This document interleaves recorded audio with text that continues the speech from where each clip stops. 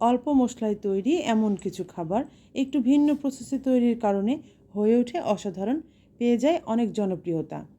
বিসমিল্লাহির রহমানির রহিম। আসসালামু আলাইকুম viewers, welcome to my channel alluring bite. আমার আজকের রেসিপি আফগানি কাবুলি পোলাও। আফগানিস্তানের সবচেয়ে জনপ্রিয় খাবারগুলোর মধ্যে এটি অন্যতম। অসাধারণ এই কাবুলি পোলাও বর্তমানে বিভিন্ন দেশেও এর জনপ্রিয়তা ছড়িয়েছে। আর অল্প মশলায় এই পোলাওটি তৈরি করাটাও অনেক সহজ। চলুন তাহলে শুরু করি আমার আজকের রেসিপি। প্রথমে এই পোলাওটি তৈরি করার জন্য একটি মশলা তৈরি করব। তার জন্য নিয়ে নিলাম 2 টেবিল চামচ জিরা, 2টা কালো এলাচ, 15টা সবুজ এলাচ আর 1 টেবিল চামচ সাদা গোলমরিচ গুঁড়া। আর এই মশলাটা এখন আমি গ্রাইন্ডারে গুঁড়া করে নিলাম। এবার চুলায় একটা প্যান বসিয়ে তার মধ্যে দিয়ে দিচ্ছি সয়াবিন তেল। এখানে আমি 1 কাপ আর 1/4 কাপ তেল দিয়েছি, সাথে দিচ্ছি 2 টেবিল চামচ ঘি। চাইলে ঘিটা স্কিপ করতে পারেন, তবে দিলে ভালো হয়। তেল আর ঘিটা একটু গরম করে তার মধ্যে এখন দিয়ে দিচ্ছি 2 কাপ পেঁয়াজ কুচি। পেঁয়াজটাকে আমি এখন হালকা বাদামি করে ভেজে নেব। কাঁচা ভাবটা দূর হবে আর একটু বাদামি কালার আসবে, তাহলেই চলবে। বেরেস্তার মতো করে ভেজে নেওয়ার প্রয়োজন নেই। একটু হালকা ব্রাউন কালার আসার সাথে সাথে এখন আমি এখানে মাংস অ্যাড করব। আমি এখানে 1.5 কেজি গরুর মাংস নিয়েছি আর পিসগুলো আমি একটু বড় করে নিয়েছি। পরিষ্কার করে ধুয়ে আমি পানি ঝরিয়ে নিয়েছি। চাইলে আপনারা এখানে গরুর মাংসের পরিবর্তে খাসির মাংসটাও নিয়ে নিতে পারবেন। কাবুলি পোলাওয়ের মধ্যে মাংসের সাইজটা একটু সাধারণত বড় হয়ে থাকে, তারপরও আপনারা চাইলে একটু ছোটও করে নিতে পারেন। তো আমি এখন এই তেলের মধ্যে মাংসগুলো ভেজে নেব। আর আমি প্রায় 20 মিনিটের মতো মাংসগুলো ভেজে নিয়েছি। একটু বেশিক্ষণ সময় নিয়ে এই মাংসটাকে ভেজে নিতে হবে। এতে করে গরুর মাংসের যে একটা র স্মেল থাকে সেটা কিন্তু আর আসবে না। আফগানি পোলাওয়ের মধ্যে মশলাটা কিন্তু খুব কম ইউজ করা হয়, তাই এই রান্নার প্রসেসটা একটু অন্যরকম হওয়ার কারণে এই রান্নাটা কিন্তু খুবই অসাধারণ হয়ে থাকে। আর তাই মাংসের এই র স্মেলটা দূর করার জন্য মাংসটাকে অনেকক্ষণ ধরে তেল আর পেঁয়াজের সাথে ভেজে নিতে হয়। তো আমি প্রায় 20 মিনিটের মতো ভেজে এর মধ্যে এখন দিয়ে দিচ্ছি 1.5 টেবিল চামচ রসুন বাটা, 2 টেবিল চামচ দিচ্ছি আদা বাটা, লবণ দিচ্ছি আমি এখানে 1.5 টেবিল চামচ। মাংস আমার 1.5 কেজি, তাই লবণও আমি 1.5 টেবিল চামচ নিয়েছি। এবার মশলার সাথে মাংসটাকে আমি আরও 5 থেকে 10 মিনিট খুব ভালোভাবে কষিয়ে নিব। কিছুক্ষণ কষিয়ে নেওয়ার পর এবার দিয়ে দিচ্ছি যে গুঁড়া মশলাটা আমি করেছিলাম সেটা দিয়ে দিলাম। 1 চামচের মতো মশলাটা আমি এখানে রেখে দিয়েছি। মশলাটুকু আমি পরবর্তীতে ইউজ করব। তো আবার 5 মিনিট আমি একটু কষিয়ে নিচ্ছি মশলাটা দিয়ে। এই যতটুকু মশলা দিলাম এতটুকু মশলাতেই কিন্তু পুরো রান্নাটা হবে। এর চেয়ে আর বাড়তি কোনো মশলার প্রয়োজন নেই। আর আফগানি কাবুলি পোলাওটা কিন্তু এই কয়েকটা মশলা দ্বারাই তৈরি হয়ে থাকে। এখানে কিন্তু আর অন্য কোনো ধরনের মশলাটা ইউজ করা হয় না। তো এর মধ্যে এখন আমি গরম পানি দিয়ে দিচ্ছি। আমি একটু গরম পানি বেশি করে দিব, কেননা এই পানিটার মধ্যে আমার মাংসটা সেদ্ধ হবে। মাংসটা সেদ্ধ হতে হতে পানিটা কিছুটা কমে আসবে, আর যতটুকু পানি থাকবে মানে যতটুকু স্টকটা থাকবে সেই স্টকেই আমি পোলাওটা রান্না করে নিব। আর এই স্টকটা দিয়ে পোলাওটা রান্না করা হয় বলে এর টেস্টটা কিন্তু অসাধারণ আসে। নামে এটা পোলাও, কিন্তু অনেকটা বিরিয়ানির মতো হয়ে থাকে। তো একটু নেড়ে দিলাম। এবার আমি ঢেকে রান্না করব মিডিয়াম টু লো ফ্লেমে। মাংসটা সেদ্ধ হতে যতক্ষণ সময় লাগবে ততটা সময় দিয়ে আমি মাংসটাকে সেদ্ধ করে নিব। মাংসটাকে একেবারে নরম করে নিব। এইখানে মাংসটা কিন্তু ফাইনালিভাবে একেবারে নরম হয়ে যাবে। তো এটা করতে অনেকটা সময় লাগবে। যদি আপনাদের হাতে সময় কম থাকে তাহলে কিন্তু আপনারা প্রেসার কুকারেও এই কাজটা করে নিতে পারেন। তো মাংসের পানি কিছুটা কমে এসেছে, আমি চেক করে নিয়েছি, মাংসটা এখনও সেদ্ধ হয়নি। তো এটা সেদ্ধ করার জন্য আমি আবার ঢেকে দিচ্ছি। এবার আমি এখানে বাসমতি চাল নিয়েছি 5 কাপ। এখানে কিন্তু বাসমতি চালটাই ইউজ করা হয়ে থাকে পোলাওয়ের মধ্যে। তো চালটাকে আমি ভালোভাবে ধুয়ে তারপর ভিজিয়ে রাখবো 25 থেকে 30 মিনিট। তো এবার আমি চুলাতে একটা প্যান বসিয়ে দিলাম।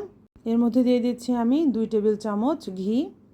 আর এই ঘিয়ের মধ্যে এখন আমি গাজর ভেজে নেব। আমি এখানে গাজর কুচি নিয়েছি প্রায় 2.5 কাপ।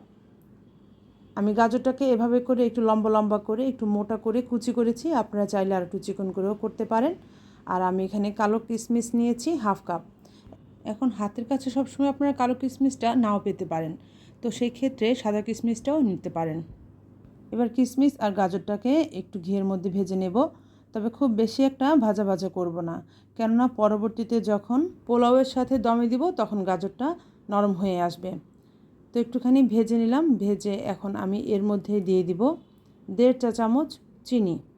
চিনিটাকে গাজর আর কিশমিশের সাথে মিশিয়ে একটুখানি ভেজে নেব। তো ঠিক যেই প্রক্রিয়াতে আফগানি পোলাওটা তৈরি করা হয়ে থাকে, আমি ঠিক সেম প্রসেসে আফগানি পোলাওটা তৈরি করার চেষ্টা করেছি। আশা করছি রেসিপিটি আপনাদের কাছে অনেক ভালো লাগবে। ভালো লাগলে একটু লাইক দিতে কিন্তু ভুলবেন না। এদিকে স্টকটা অনেকটা কমে এসেছে আমার মাংসটা।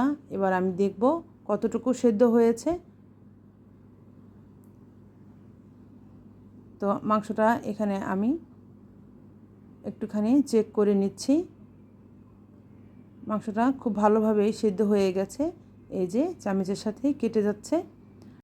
এবার এই স্টক থেকে আমি মাংসগুলোকে তুলে নিচ্ছি। তুলে আমি এই স্টকটা মেপে নিব কতটুকু স্টক আমার এখানে আছে। আর যদি কম থাকে তাহলে এই স্টকের সাথে আরও একটু গরম পানি মিলিয়ে আমাকে পোলাওটা তৈরি করে নিতে হবে।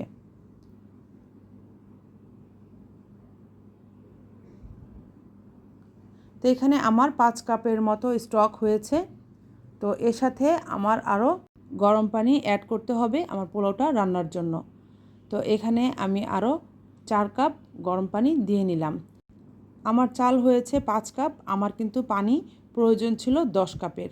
আমি কিন্তু এখানে 5 কাপ স্টক পেয়েছি আর 4 কাপ পানি দিয়েছি। 1 কাপ পানি কিন্তু আমি কম দিয়েছি। 1 কাপ পানি কম দেওয়ার কারণটা আমি একটু পরেই বলছি। এখানে আমি এখন লবণ দিব 4 চা চামচ, কিংবা আপনারা টেস্টের উপরে ভিত্তি করেও লবণটা আপনারা দিয়ে নিতে পারেন। তবে 4 চা চামচ লবণ দিয়েছি আমি পোলাওটার জন্য। পোলাওটা তৈরি করতে যতটুকু লবণ প্রয়োজন, আগে যেই লবণটা আমরা মাংসের মধ্যে দিয়েছিলাম সেটা কিন্তু শুধু মাংসটার জন্যই ছিল। লবণটা কিন্তু আমার কাবুলি পোলাওয়ের মধ্যে পারফেক্ট হয়েছে। ওভারঅল যতটুকু লবণ আমি এখানে ইউজ করেছি। তো 1 কাপ পানি আমি এখানে কম দিতে কেন বললাম, যেহেতু পোলাওটাকে আমি দমে দিব, তাই এই চালটাকে আমি 90% সিদ্ধ করব, পুরা 100% সিদ্ধ করব না। 100% সিদ্ধ করলে কিন্তু দমে দিলে চালটা আর একটু গলে যাবে। তো আমি যখন 90% দিব তখন কিন্তু দমে চালটা 100% হয়ে যাবে, আর তখন চালটা আরও বেশি ঝরঝরে হবে। এজন্য আমি এখানে 1 কাপ পানি কম দিয়েছি, চালটাকে 90% সিদ্ধ করে নিব তাই। তো পোলাওটা হয়ে গেছে, উপর দিয়ে আমি মাংসগুলো বিছিয়ে দিচ্ছি। এর উপর দিয়ে আমি আবার একটু পোলাওটাকেও তুলে দিচ্ছি। তো এভাবে করে পোলাওটাকে রান্না করে দেখবেন, আপনাদের পোলাওটা অনেক বেশি ঝরঝরা হবে আর পোলাওটা কিন্তু গলে যাবে না বা নরম হয়ে যাবে না। একবারে পারফেক্টভাবে আপনার পোলাওটা ঝরঝরে হবে, খুব সুন্দর একটা পোলাও হবে।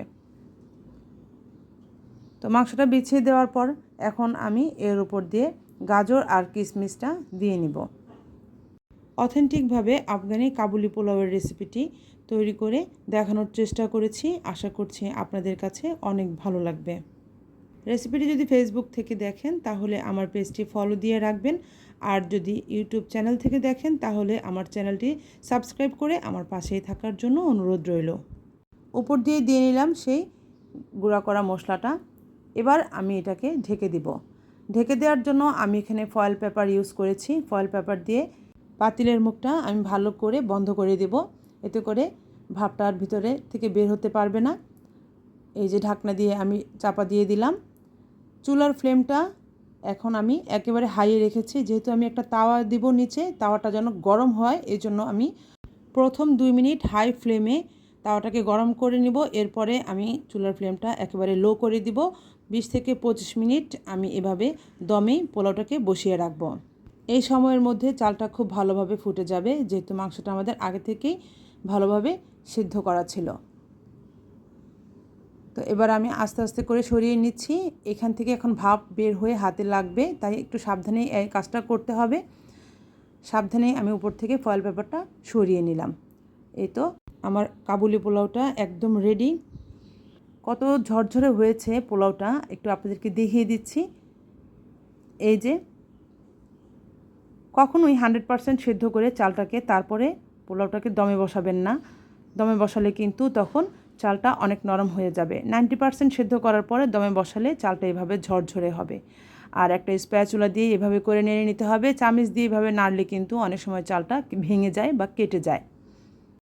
সার্ভিং ডিশে আমি একটু তুলে দেখিয়ে দিচ্ছি পোলাওটা কতটা ঝরঝরে হয়েছে। মাশাল্লাহ, এর টেস্টটাও কিন্তু খুবই ভালো হয়েছে, খুবই টেস্টি হয়েছে। আমার পরিবারের সবার কাছেই খুব পছন্দ হয়েছে এই কাবুলি পোলাওটা। আমরা বাঙালিরা সাধারণত অনেক বেশি মশলাদার খাবার খেতে পছন্দ করি। তো সেই মশলাদার খাবার থেকে বেরিয়ে এসে যদি আমরা এই সামান্য মশলায় তৈরি কাবুলি পোলাওটা একবার ট্রাই করি, তাহলেই বুঝতে পারবো এর টেস্টটা কত অসাধারণ হয়ে থাকে। আর সেই সাথে আমি দেখিয়ে দিচ্ছি এই আফগানি কাবুলি পোলাওয়ের মধ্যে মাংসটা কতটুকু সেদ্ধ হয়েছে, সেটাই আমি আপনাদেরকে একটু দেখিয়ে দিচ্ছি। আফগানি কাবুলি পোলাওয়ের বৈশিষ্ট্য হচ্ছে পোলাওটা হবে অনেক ঝরঝরে আর মাংসটা হবে অনেক সফট আর জুসি। রেসিপিটি চাইলে আপনারা আপনাদের ফ্রেন্ডস এবং ফ্যামিলির সাথে শেয়ার করতে পারেন। ইনশাল্লাহ হাজির হয়ে যাব নেক্সট রেসিপি নিয়ে। সেই পর্যন্ত আপনারা সবাই ভালো থাকবেন, আমার আর আমার পরিবারের জন্য দোয়া করবেন। আমি আজকে বিদায় নিলাম। আল্লাহ হাফেজ, আসসালামু আলাইকুম।